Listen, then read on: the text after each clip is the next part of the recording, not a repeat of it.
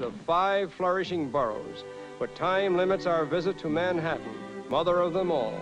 Foremost among its great bridges are the Brooklyn, Williamsburg, and Manhattan triumvirate, gracefully spanning the East River, and the George Washington Bridge, crossing the Hudson River, the second longest suspension bridge in the world.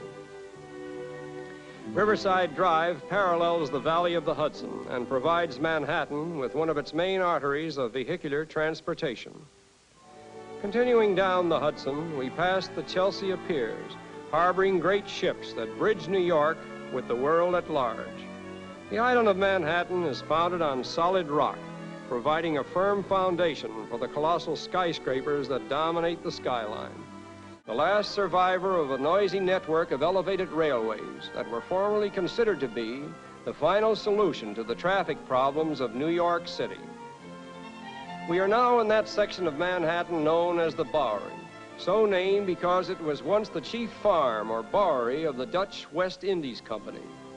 Today, however, it is a sad reflection on the best laid plans of the city founders, for in this fantastic maze of light and shadow, weary men are passing, unfortunate outcasts of society, spending their final days in the dreary habitats of the old Bowery, which has degenerated into one of Manhattan's poorest districts.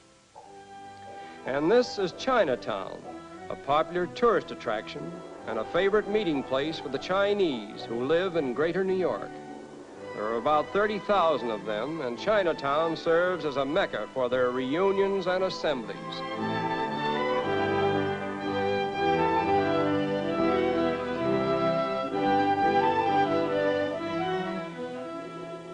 Foremost among the architectural oddities of Broadway is the so-called Flatiron Building in Madison Square, once considered to be the world's tallest skyscraper.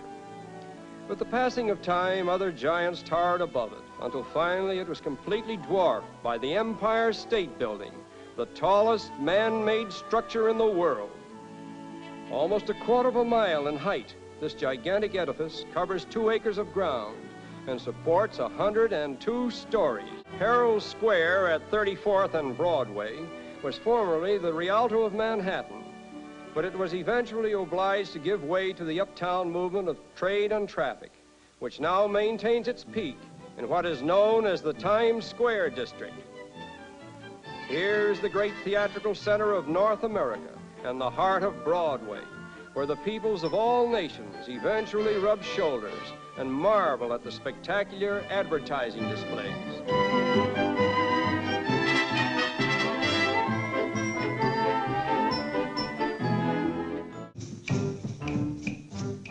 And here we meet Mrs. Ted Saucier, prominent New Yorker.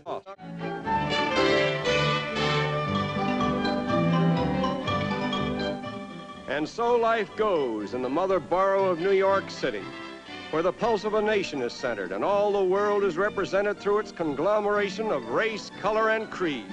And it is here, on the gay white way, that we most reluctantly say farewell to mighty Manhattan.